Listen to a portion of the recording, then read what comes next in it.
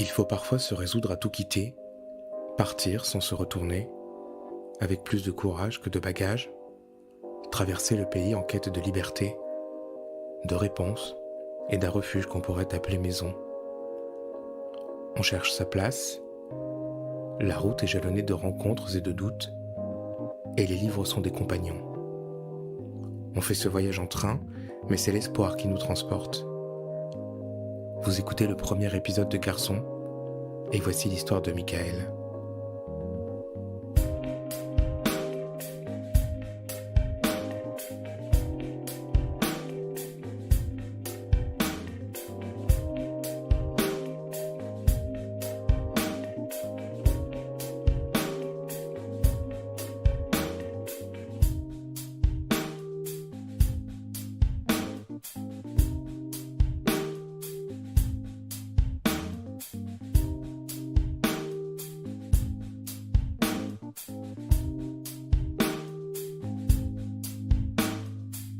Je m'appelle Michael, j'ai 29 ans. Garçon, ça m'évoque, je pense, ce que mon père aurait voulu que je sois, mais dans la version cliché qu'on entend tous un peu partout.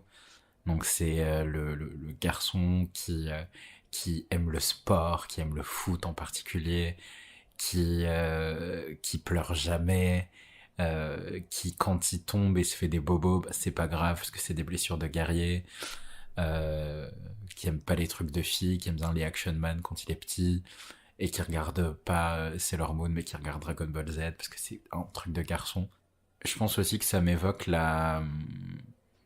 mon arrivée à Paris, parce que quand tu viens d'une petite ville, avec toutes ses qualités et tous ses défauts, t'as pas le même rapport au garçon que tu peux avoir sur Paris, parce que sur Paris, t'as l'ouverture, t'as les réseaux, t'as les applis, t'as tout ce que tu veux. T'ouvres Grindr dans ma ville, tu trouveras pas grand chose. En tout cas, pas des mecs qui s'assumeront un minimum. Donc garçon au pluriel, ça m'évoque mes premiers jours à Paris où dans chaque métro ou dans chaque RER, je voyais un mec qui me plaisait et pour la première fois à l'époque, j'avais 25 ans. En 25 ans de vie, pour la première fois, je m'autorisais à regarder un garçon sans avoir honte dans les transports. Et ça a créé un petit shift mental qui était très intéressant. Et ça m'évoque aussi le fait que, très étrangement, des modèles masculins positifs, dans ma vie, j'en ai pas eu beaucoup. J'en ai actuellement, d'ailleurs, à mon avis, toujours pas trop. J'essaie de devenir le modèle positif que j'aurais aimé avoir, en fait. En espérant pouvoir peut-être l'être pour quelqu'un à un moment donné, pour quelqu'un de plus jeune. Voilà. Garçon, ça m'évoque ça aussi. Ce que j'aimerais... le modèle de garçon que j'aimerais devenir. Voilà. Est-ce que je me suis construit consciemment à l'opposé de l'image de mon père ? Je sais pas. Parce que justement, peut-être que c'est totalement inconscient. Après, je l'ai connu en tant qu'enfant, je l'ai pas connu en tant qu'ado, ou adulte, ou peu importe. Lui, c'était une image d'homme qui était, c'est l'homme avec un grand H, tu sais, ce que je disais avant, celui qu'on imagine aimer le sport, aimer les meufs, etc.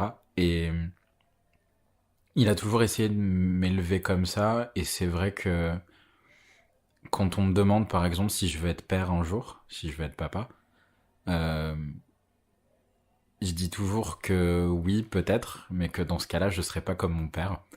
Donc je me dis que du coup, j'essaie effectivement peut-être de me construire dans un total opposé. J'essaie juste de pas refaire les erreurs qu'il a pu faire avec moi, mais que ce soit avec mon entourage proche ou que ce soit même avec des inconnus absolus, les inconnus que je croise tous les jours, avec qui j'essaie d'être le plus gentil possible, le plus compréhensif possible aussi, sans jugement.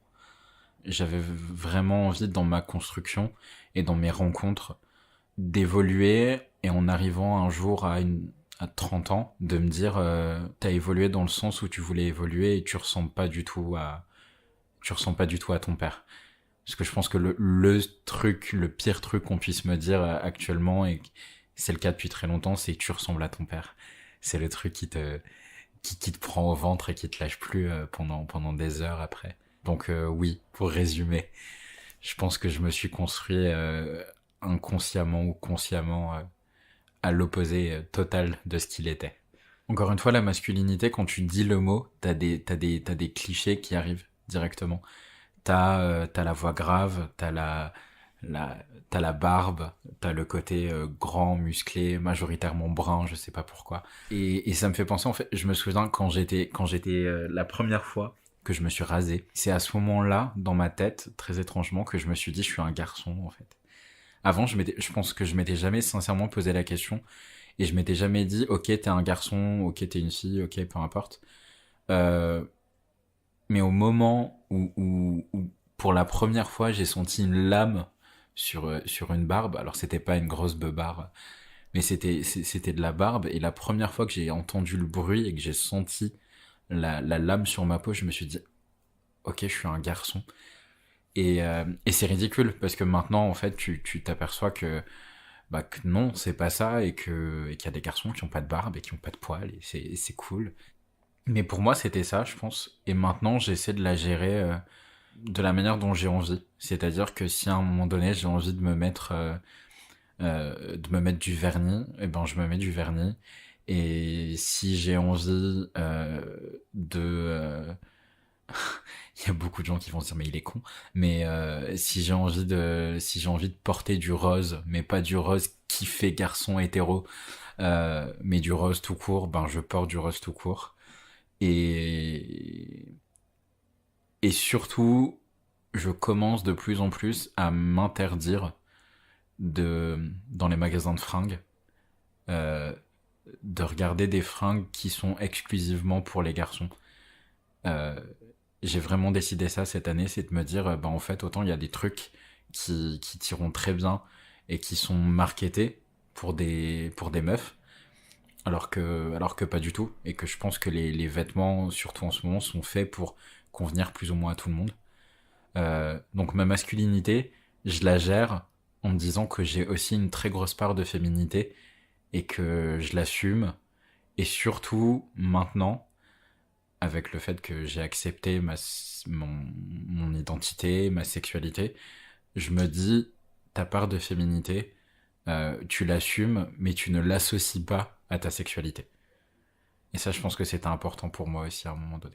Parfois, t'as les vieilles insultes de folle, de femmelette, de tout ce que tu veux, et qui renvoient du coup tout le temps à une féminité ou à une image de femme. Ben là, moi, dans la manière dont j'ai d'accepter cette part de féminité, ben cette part de féminité, elle correspond à la manière dont j'ai envie de m'habiller, à la manière dont j'ai envie parfois de me mettre du maquillage, et elle correspond pas au fait que je couche avec des mecs, en fait. Et parfois, il y a il y a beaucoup de gens qui pensent encore que quand on dit notre part de féminité, ben ça veut dire, pour les plus cons d'entre eux, ça veut dire faire de la couture et tailler des pipes, alors que non, c'est pas le cas. C'est intéressant de me dire, voilà, je parle de maquillage, je parle de fringueuse, et ça te montre aussi à quel point même quand on essaie de combattre un peu les préjugés et les clichés, on a tellement été élevé dans une image de de ce qu'est une femme, de ce qu'est la féminité, que ça te reste quand même dans un coin de la tête. Mais en soi, ma c'est comme les gens qui disent, ben ma part de féminité c'est ma timidité ou ma douceur ou machin, mais en fait il y a des garçons timides, et il y a des garçons qui sont très doux, et c'est pas forcément féminin. Donc ça, c'est un truc que j'essaie de combattre aussi, même intérieurement, de me dire, bah en fait t'es con de dire ça, parce que non, être une fille ça veut pas dire porter du rose et du maquillage et se foutre du vernis sur les ongles. Non, pas du tout. Donc en fait là je me tape sur les doigts de dire une connerie pareille, mais mais voilà, ça me prouve aussi que j'ai aussi encore du chemin à parcourir.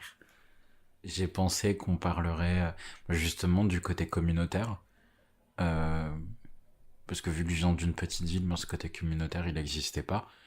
Et je pensais qu'on allait parler du fait que ben, moi je suis pas sur les, enfin je suis plus, où je l'ai très peu été sur les applis, les machins, les trucs de rencontres. C'est juste que Je pense que j'ai une profonde peur de ça. Malgré toutes les catégories qui ont été inventées, les catégories de mecs, les twinks, les bears, tout ce que tu veux, et le fait que voilà qu'on soit une très belle communauté qui accepte énormément de gens, ben il y a quand même au sein de cette communauté des formes de déjà des formes de racisme. Il y a parfois une homophobie qui est extrêmement interne et qu'on soupçonne pas. Je veux dire, voilà, quand tu vas sur des réseaux et que tu vois qu'il y a des gens qui veulent pas de folles ou de mecs trop efféminés, t'as des mecs qui veulent pas d'asiates, t'as des mecs qui veulent pas de mecs trop gros. Et ben le problème c'est qu'à un moment donné, quand t'es un petit gros qui en plus a des origines franco-japonaises et que ça se voit et t'as peur de pas correspondre à ce que les gens cherchent. Et au final, il y a parfois des moments où t'as envie de te changer, mais pas pour toi, juste pour correspondre à ce que les gens ont envie de trouver. Et juste pour que tu dises, bah en fait, moi aussi, je veux avoir la chance d'être trouvé par quelqu'un et que quelqu'un me trouve. Et, et c'est hyper triste d'en arriver ici, mais ça m'arrive tout le temps où je me dis, bon, peut-être que là, si je poste une photo où j'ai pas de barbe, peut-être qu'on va me dire que je suis un petit twink et même si je suis un petit gros, ben, j'aurai pas de barbe, donc il y a des mecs qui vont être plus attirés par moi. Et au contraire, si je poste avec de la barbe, ben là, oh mon dieu, ça va être totalement autre chose. Et, et j'ai juste pas l'impression de correspondre à quoi que ce soit. Et donc tu te sens vraiment très seul. Je sais pas. Après, c'est peut-être très personnel, mais j'ai l'impression que ça touche quand même beaucoup de gens. Et que c'est aussi pour ça que les associations existent. C'est justement pour que les gens se retrouvent et se sentent pas aussi seuls en permanence. Si j'avais pas eu le refuge quand j'avais 16 ans, pendant quelques semaines, bah, je serais probablement plus en vie. J'ai totalement conscience qu'il y a des aspects négatifs, mais il n'empêche que ces gens, ils sont là pour aider en permanence des jeunes comme moi, soit qui ont été foutus à la rue pour leur identité de genre ou leur sexualité, après un coming out, ou justement parce qu'ils se sentaient plus du tout en sécurité chez eux, alors même qu'ils n'avaient pas encore fait leur coming out. Donc moi, le refuge, c'est important. Alors que chaque année où j'ai fait la Pride, j'ai cherché le char du refuge et je suis allé faire des bisous à des gens que je connaissais pas, mais qui faisaient partie de cette association et qui contribuent tous les jours à changer la vie des jeunes et des moins jeunes, à plus les faire se sentir hyper seuls en fait. Surtout dans une ville comme Paris où c'est tellement facile d'être un anonyme que voilà, je pense que ça sert à ça. Je peux dire sans avoir honte que le refuge m'a sauvé la vie. Je vais pas dire que j'ai fait mon coming out parce que c'est pas exactement ça. Mon coming out a été plus ou moins forcé. J'avais une relation à distance avec un garçon et qui se passait plutôt bien. Mes parents étaient donc pas au courant et un jour la punition classique de je t'enlève ton portable parce que t'as été méchant, t'as pas fait tes devoirs, je sais pas quoi. Et le problème c'est que ma mère avait pas éteint mon téléphone. Donc mon mec à l'époque arrêtait pas de m'appeler. Ma mère, je pense que la vibration a commencé à la saouler au bout d'un moment. Donc elle a décroché et elle a dit à mon mec que qu'elle avait pris mon téléphone et que j'étais un petit con en ce moment et que je le méritais et tout ça tout ça. Et en fait mon mec a pas supporté, lui a dit ben le problème c'est que vous si vous aimez pas votre fils, moi c'est le cas. Et sauf qu'il était en haut-parleur et je l'ai entendu de ma chambre et en fait je me suis dit ben en fait c'est l'occasion. Ça j'ai été très con hein, de penser comme ça, mais je me suis dit c'est l'occasion de dire qui je suis. Et en fait j'ai juste ouvert la porte et je lui ai dit ben en fait moi aussi je l'aime. Et là ça a été la catastrophe absolue où ma mère a dit à mon mec qu'elle allait raccrocher et je l'ai vu poser le téléphone dans le tiroir de la salle à manger. Et je pense que c'est un bruit que j'oublierai jamais de ma vie. Et, et puis là, la- les, probablement les pires années de ma vie ont commencé, je pense. Même si, voilà, j'en avais eu quelques-unes avant, mais je pense que là, ça a été le moment où beaucoup de choses se sont déclenchées et où j'ai vu le vrai visage des personnes qui m'ont quand même élevé. Mes parents avaient pas envie d'avoir un PD chez eux. d'avoir une personne malade, d'après leurs mots. Donc ils ont ouvert la porte et puis je suis parti, quoi. Voilà.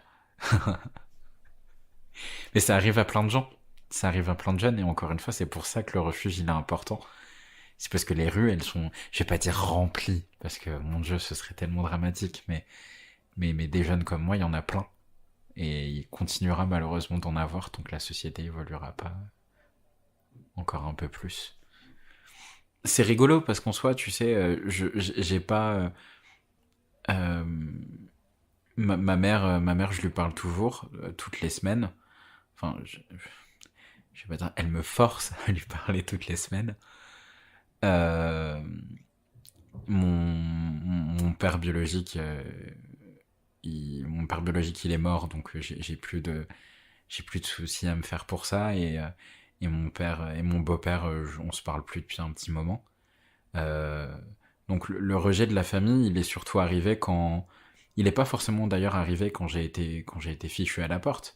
Il est arrivé quand je suis arrivé à Paris et où je me suis dit, ben là en fait t'as le droit d'être qui tu es et t'as pas à faire attention et t'as pas à, à manger dans une vaisselle différente de ta famille et t'as pas à faire attention à la manière dont tu prends ton petit frère dans tes bras et là j'avais l'occasion d'être qui j'étais entièrement et complètement et c'est là que le rejet de la famille il est arrivé parce que je me suis dit ben t'as eu trop de barrières et t'as eu trop d'enclaves et là c'est le moment juste de te libérer complètement et où donc ben je répondais beaucoup moins aux appels téléphoniques, je donnais beaucoup moins de mes nouvelles parce que justement j'étais en train de me construire enfin et autour de mon identité et autour de ce que je voulais faire de ma vie.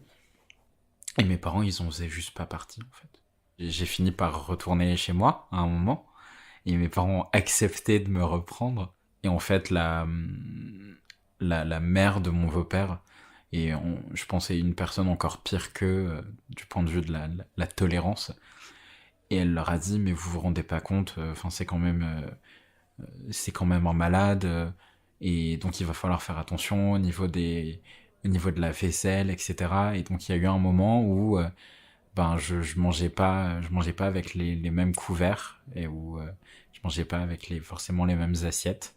Puis une chose en emmenant une autre, en fait j'avais mon petit frère était encore en bas âge, un de mes petits frères était encore en bas âge à l'époque, donc je m'occupais énormément de lui parce que ma mère on n'avait pas la possibilité. Et donc c'est moi qui lui prenais son bain, qui lui prenais sa douche tous les jours. Et il y a un moment donné où on me l'a interdit en fait, parce qu'ils avaient peur que je le viole. Parce que forcément je suis homo, donc j'aime tous les garçons et même les petits garçons. Donc parce qu'à leurs yeux, homosexuel égale pédophile. J'avais plus le droit de le prendre dans mes bras ou de l'avoir sur mes genoux parce que ça pouvait déranger. Et, euh, et à l'époque, j'avais encore quelques liens avec la famille de mon père biologique. Et quand je leur avais fait mon coming out, bah il s'était passé la même chose. C'est-à-dire que même mes cousines, j'avais pas le droit de les prendre dans mes bras parce ils avaient tous peur que je leur donne le virus. Et ça a été la dernière fois que je les ai vus, évidemment. Et à ce moment-là, en fait, je bossais en tant que bibliothécaire.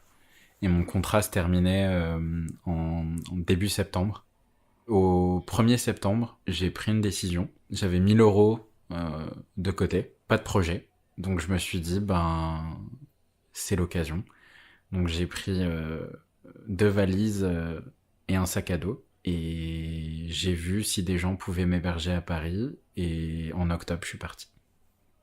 Donc j'ai quitté la ville que j'avais connue pendant 23 ans. J'ai quitté mes parents, j'ai quitté la ville, j'ai quitté tout ce que j'avais connu et tout ce qui me faisait mal, surtout. Et j'ai pris un train pour Paris. Et j'ai tout laissé derrière. J'arrive à Paris, j'arrive à Gare de Lyon, pour être exact. Et là, je vois cette immensité. Et tous ces gens qui se regardent pas et qui marchent les uns devant les autres comme s'ils étaient seuls dans leur petite bulle et dans leur petit monde. Et là, je me suis dit, mon Dieu, mais tu peux être qui tu veux ici. Il y a plein de gens qui te connaissent pas et tu vas pas croiser quelqu'un que tu connais dans la rue et c'est extraordinaire. Et donc, une amie est venue me chercher, une amie qui est maintenant ma colocataire. Et je me souviens qu'on a pris la ligne 14. Et c'est la première fois que la première fois que je prenais le métro en tant que Parisien. Ça a été une émotion assez forte parce que dans la symbolique, j'allais quelque part en fait. Je me contentais plus de rester dans une gare. Là, ça y est, c'était définitif. Je faisais un pas vers ailleurs. Il a fallu quelques jours pour m'habituer parce que la vie parisienne, c'est pas du tout la même que la vie dans le sud de la France. Les choses vont plus vite et les gens, encore une fois, les gens se regardent pas, se parlent pas forcément et vont très très vite. Et à ce moment-là, c'était me dire qu'est-ce que je fais. Et vu que mon principal rêve de gosse, c'était d'être libraire et de travailler dans le livre, je me suis dit, je vais commencer par là. Donc j'avais pas de formation, j'avais pas, j'ai pas du tout fait mes études là-dedans. Donc j'avais juste mon boulot de bibliothécaire pendant des années. Et donc j'ai distribué des CV, j'ai envoyé des CV, j'ai fait toutes les librairies de Paris. À une époque où j'avais même pas de quoi me payer des tickets de métro. Et puis 8 mois de chômage qui ont été très difficiles, où t'envisages à un moment donné de repartir chez toi. Et c'est horrible, parce que tu te dis, je vais rentrer à la maison, donc c'est déjà horrible, et deux, je vais rentrer à la maison en loser, qui a juste pas réussi son premier vrai projet de grand, entre guillemets. Et je me suis dit, non, c'est pas possible. Et puis, un jour, t'as un appel téléphonique, et tu te dis, j'espère que c'est celui-ci, et c'était le bon. J'avais mon premier boulot à Paris, et après, ça s'est enchaîné. Et donc, ça a été l'appartement, ça a été le premier vrai boulot, le premier CDI en tant que Parisien, se faire faire une carte Navigo. Et là où je me suis senti hyper parisien, je me suis dit putain, j'ai une carte Navigo, c'est génial. Et télécharger l'application RATP, je me disais putain, il n'y a pas plus parisien que ça. Et boire un verre en terrasse en jugeant les gens derrière tes lunettes de soleil. Et pouvoir dire que la 13, elles sont mauvais et qu'elle est pourrie. Tu te fais des amis aussi qui ont des amis homo, des amis bi, des amis trans, des amis de toutes les religions et de toutes les... Oui, parce que mes parents étaient racistes aussi. Ça rajoute au portrait confession intime. Ouais, tu découvres les gens en toute liberté, encore une fois sans entrave, et t'es plus dans une peur que tes parents te croisent dans un coin de rue et te voient avec un mec noir ou une personne asiate ou avec un garçon à qui tu ferais des bisous. C'est ça en fait, juste pour pouvoir être enfin qui je suis dans mon entièreté sans avoir à me mentir et à avoir peur en permanence j'allais pas du regard des gens, bien que mais du regard du regard de mes parents et du regard surtout de ces gens qui m'ont vu grandir toute ma vie. Parce que quand t'habites dans un quartier qui bouge pas, tu grandis, tu grandis sous les yeux de plein de gens et qui te croisent à la boulangerie et qui te demandent comment va ta mère et qui te dit alors t'as eu ton diplôme et tu vis ça pendant des années. Et là, à Paris, tu rencontres des gens qui savent pas qui sont tes parents et qui savent pas si t'as un diplôme. Et c'est génial parce qu'en fait, ils t'apprécient juste parce que t'es plutôt sympa et que t'as une bonne tête. Ou t'as une mauvaise tête d'ailleurs, peu importe. Mais c'est pouvoir aussi, à l'époque, utiliser son téléphone pour faire des rencontres et pour tester les applications dont j'entendais parler partout. Et que je me disais, putain, si un jour je peux utiliser Grindr, ce sera vraiment trop cool. Et donc voilà, essayer d'utiliser Grindr, essayer d'aller sur Tinder, tous les trucs en heure, et voir ce que ça donne, et expérimenter un peu. Je regarde les garçons, et j'ai pas peur de les regarder. Et je me retourne parfois dans la rue devant des garçons que je trouve très beaux. Mais parfois, parfois t'as encore peur, mais là c'est une peur différente. Parce que tous les gens ne vont pas accepter ça et que si jamais à un moment donné on te chope en train de mater, ça peut mal se passer. Je veux dire, moi j'ai eu des situations où ça a failli très mal se dérouler et où c'était pas cool, mais je sais que pour l'anecdote, à un moment donné, j'étais On était dans un train de banlieue avec ma colocataire et j'ai vu un garçon passer, un garçon qui avait des très jolis yeux et des très jolies fesses. Et du coup, je l'ai regardé et elle m'a donné un petit coup dans l'épaule en me disant d'arrêter. Je lui dis mais pourquoi? Enfin, je comprends pas.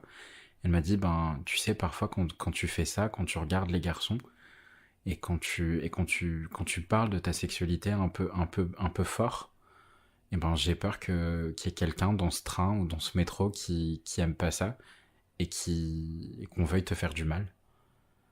Et c'est un truc que j'oublierai jamais, c'est un truc qu'elle m'a dit il y a peut-être 3 ou 4 ans. Et pour autant, je l'ai toujours dans un coin de la tête, ça.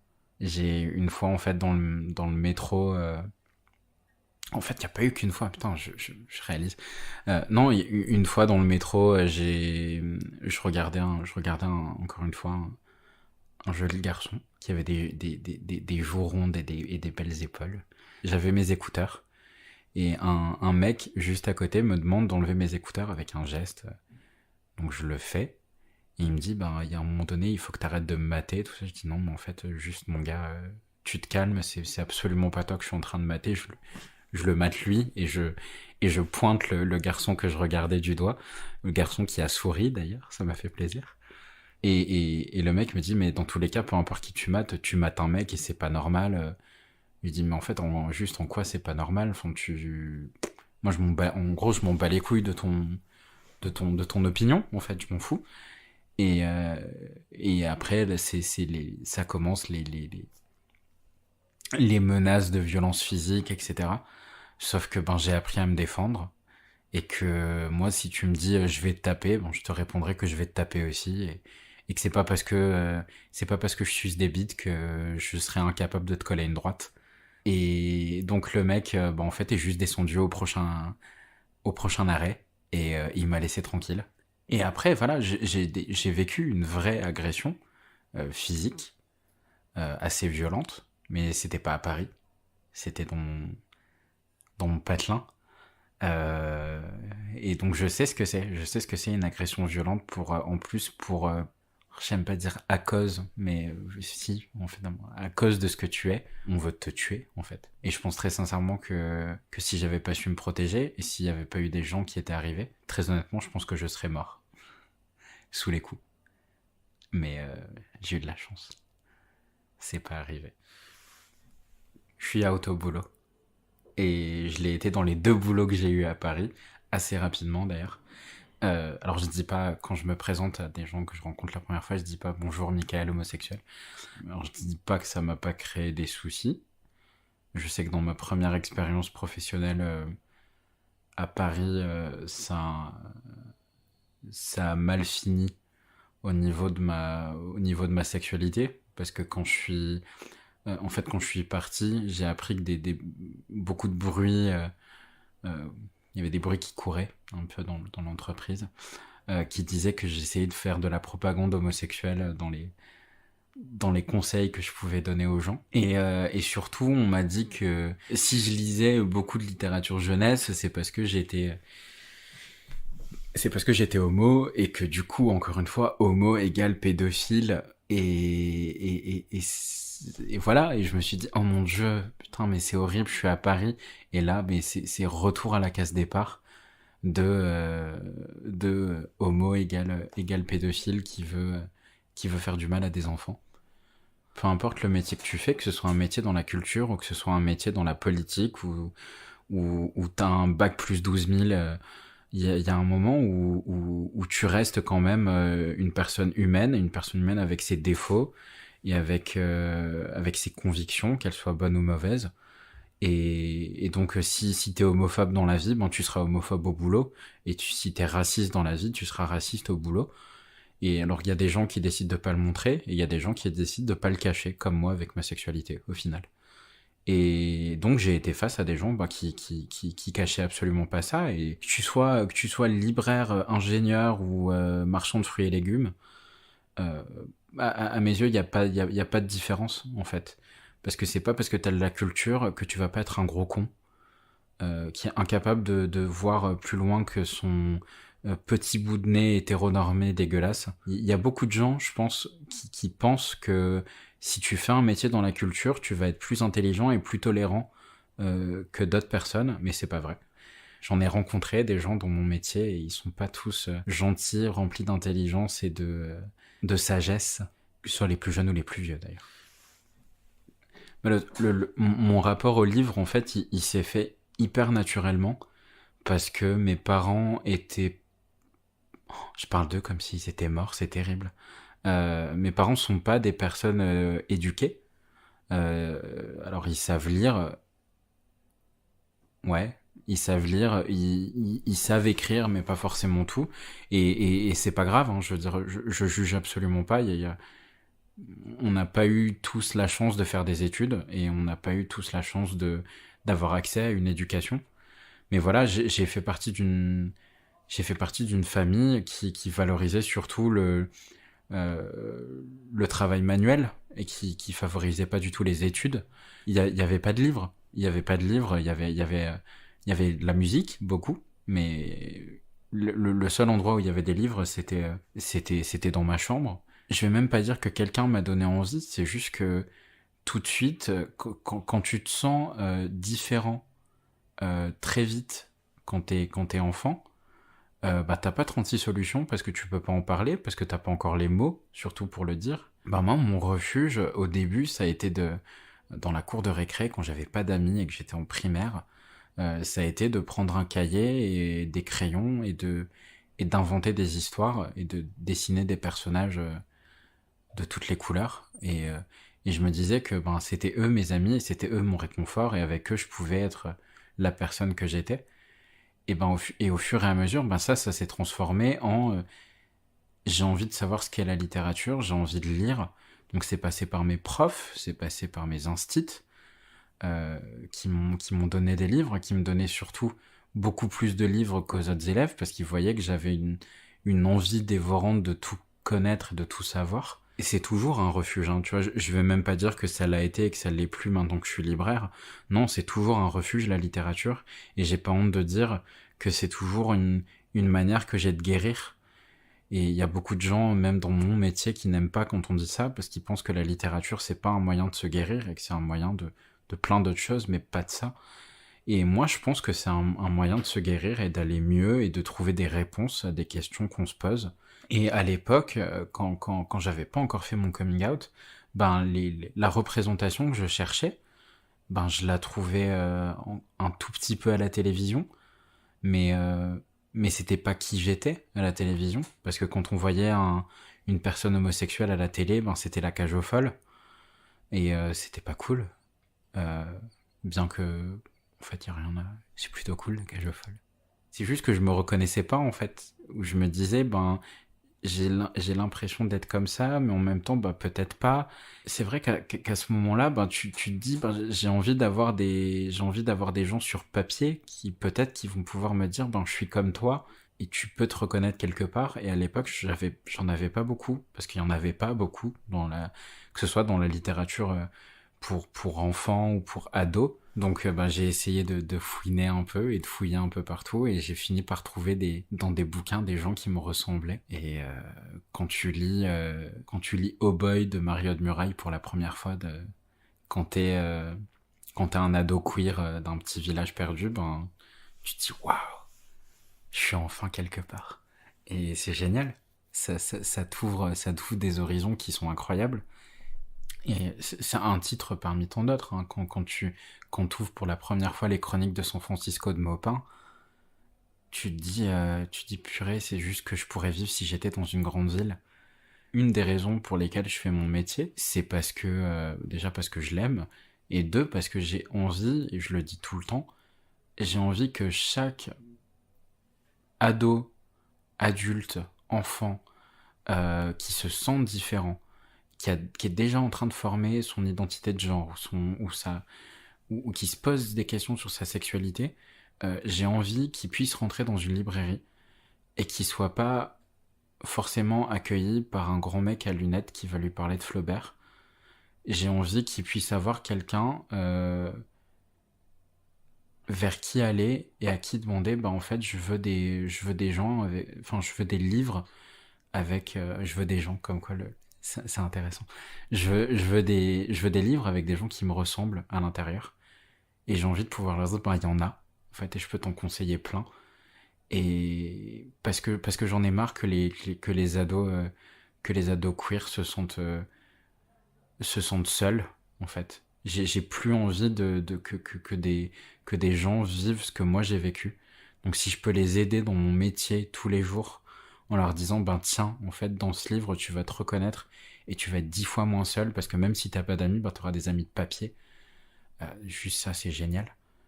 Et je pense que c'est encore plus vrai quand ça concerne la quand ça concerne des ados ou des enfants trans ou non binaires. Ben même s'il y en a pas encore énormément, ben ça commence à arriver la représentation trans dans la littérature.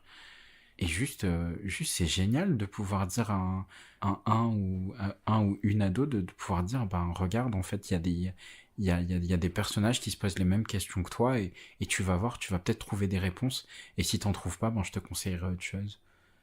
Et voilà. C'est pour ça que j'aime bien pas que j'aime bien que j'adore mon métier. J'ai eu plein de débats assez animés avec mes collègues, avec un collègue en particulier qui a pas ce rapport de catharsis avec la littérature. Est-ce que je peux tout à fait comprendre hein, et qui me disait mais t'as pas besoin de te reconnaître dans un livre pour l'apprécier. Et je dis non, effectivement, non, j'ai pas besoin de me reconnaître dans un livre pour l'apprécier. Mais quand c'est le cas, ben c'est mieux. Voilà, juste effectivement, bah Édouard Louis, bon les deux premiers, ouais, bof. Mais il n'empêche que putain, je me suis reconnu dans tellement de moments et dans tellement d'endroits. Et c'est à ce moment-là que j'ai été touché.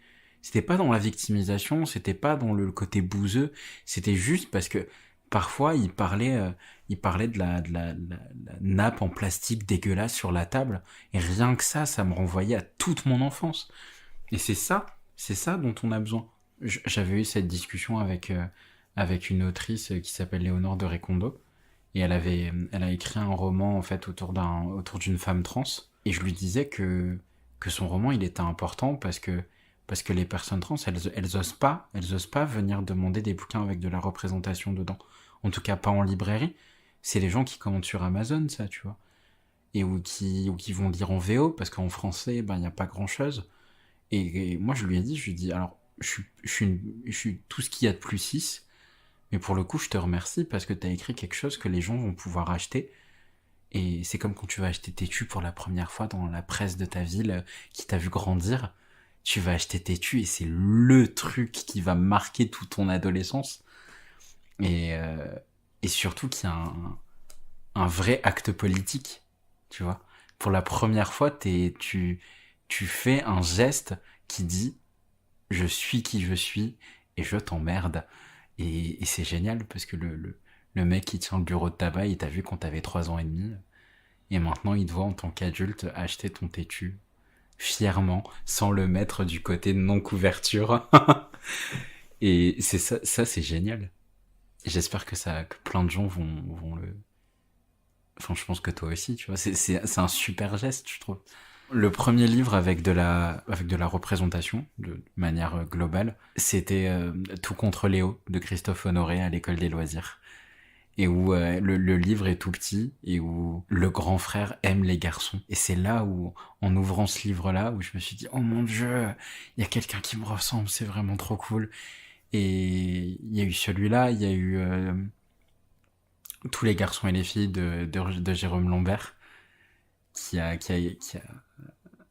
été très important pour moi, parce que ça me montrait aussi que... Parce que là, à cette époque-là, on revient à quelque chose que j'ai dit plus tôt, où t'as une homophobie interne, et où il y a un moment donné où tu te dis que être homosexuel, c'est juste baiser n'importe quel mec dans des endroits un peu sales, parce que ben, tes parents, ils te disent ça tout le temps, et du coup, tu te dis, oh mon Dieu, c'est peut-être ce que je vais faire. Et là, en fait, ben, dans ce livre-là, tu te dis, ben, un garçon, il peut tomber amoureux d'un autre garçon, et sans avoir forcément envie de lui sucer la bite. Peut-être après, plus tard, mais en tout cas, il tombe amoureux. Et ça, c'est génial.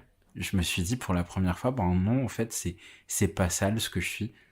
Et je peux tomber amoureux comme n'importe quelle personne, peu importe que ce soit d'un garçon ou d'une fille. Ce livre, c'est toujours une vraie belle émotion quand je le tiens dans la main. C'est vraiment là que je me suis dit dans ma tête, ok, t'es tout ce qu'il y a de plus normal, en fait. C'est pour ça que je le remercie encore, Jérôme Lambert. Toujours autant. Quand je dis que je suis libraire, je dis que je suis libraire militant. Et c'est important pour moi de rajouter le militant derrière.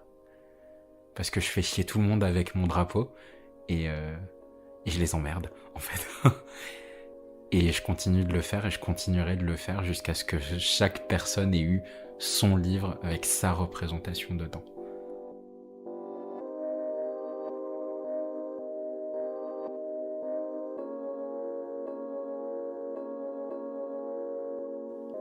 Si vous avez aimé cet épisode, n'hésitez pas à vous abonner, à laisser des étoiles sur iTunes, un pouce bleu sur YouTube et des commentaires un peu partout. Vous pouvez suivre Garçon sur les réseaux sociaux, @garçonpodcast, et m'écrire à l'adresse suivante, antoine@garçonpodcast.fr. Et si vous souhaitez soutenir ce projet, je vous invite à jeter un coup d'œil à la description de cet épisode ou sur le site garçonpodcast.fr. Merci d'avoir écouté et à très vite avec de nouvelles histoires de garçons.